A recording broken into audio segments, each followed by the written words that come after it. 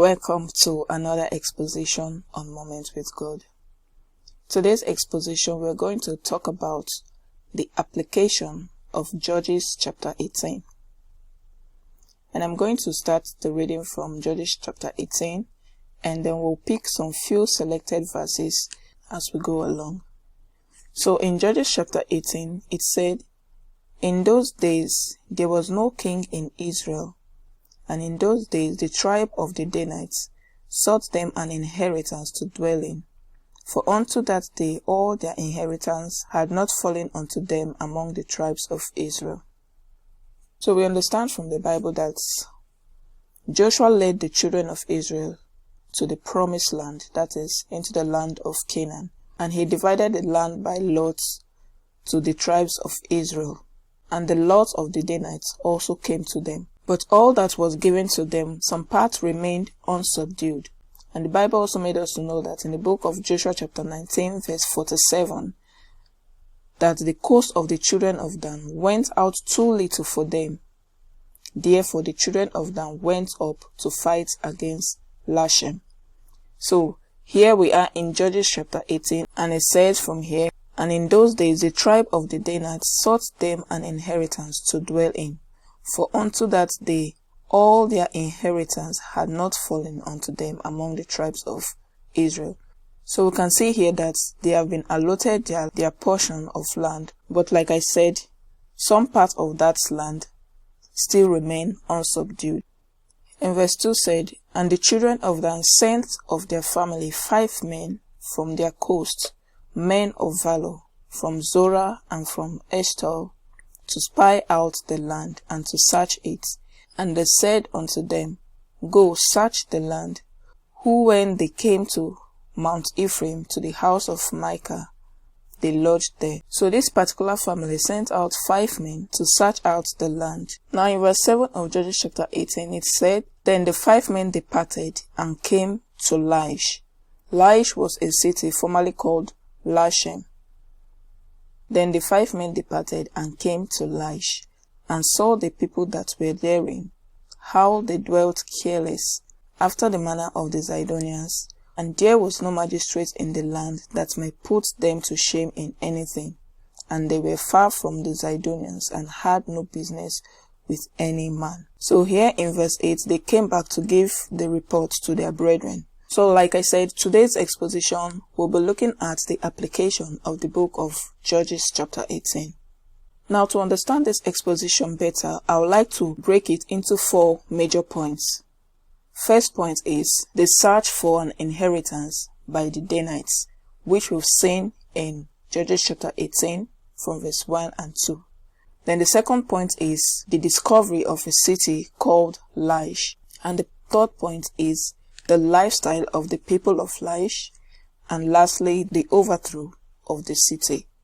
So like I've explained earlier in Judges chapter 18, that the tribe of the Danites have been given their own inheritance by Joshua, but their inheritance went out too little for them, which made them send men. Where this place said the tribe of the Danites doesn't mean the whole tribe of Dan.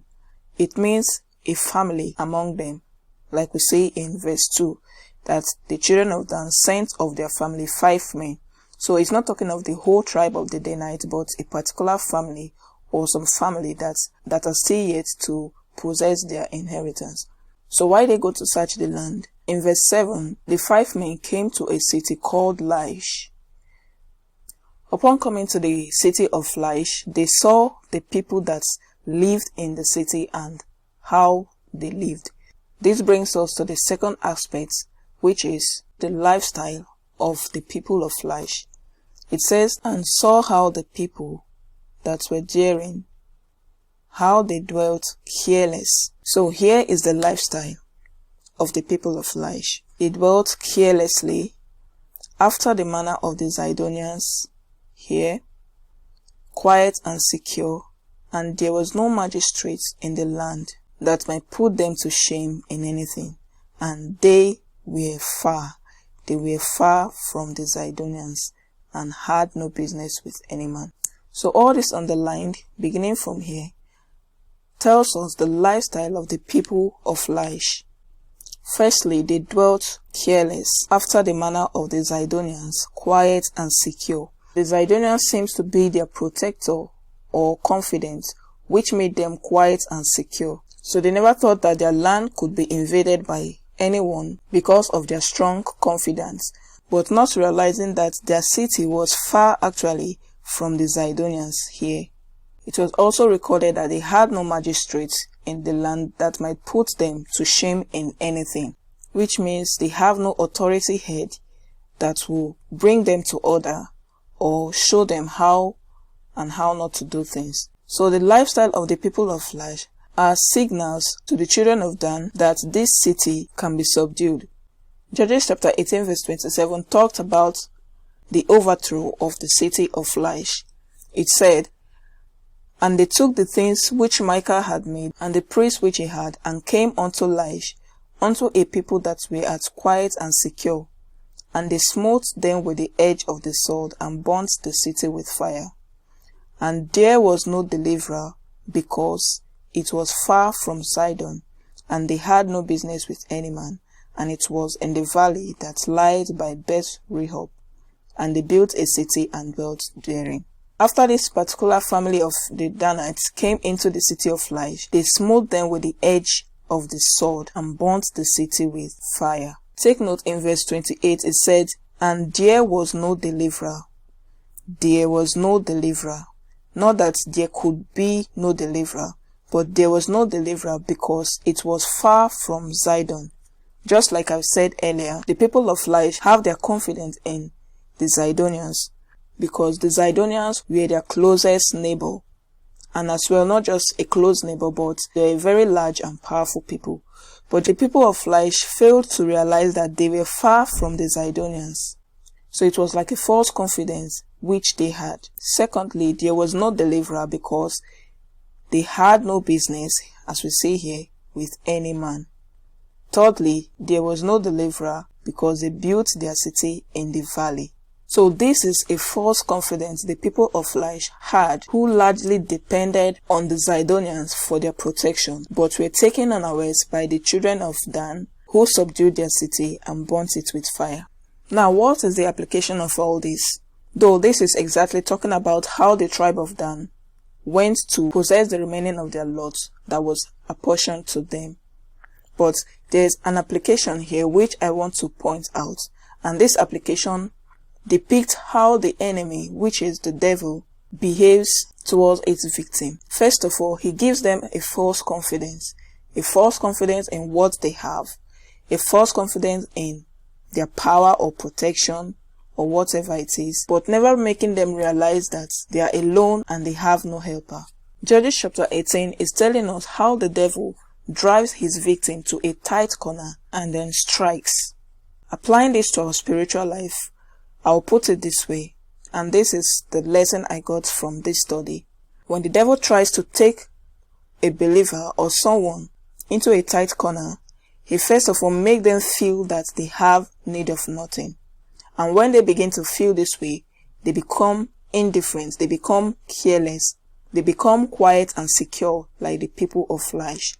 And then when the devil does this, little by little, the person begins to isolate himself. And when you are in isolation, you have no business with any man.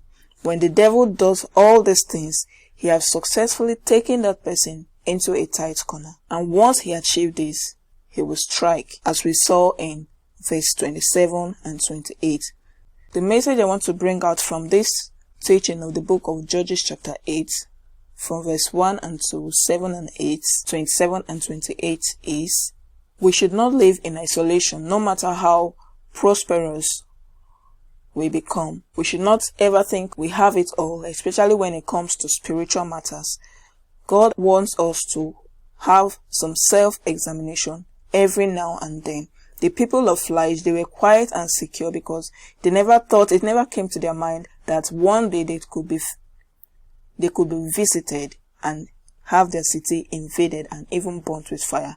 So they have a false confidence on the Zidonians. So as Christians, as a believer, we should have a self-examination and watch, as the Bible said, and pray always. We should not have this false sense of security that does not exist.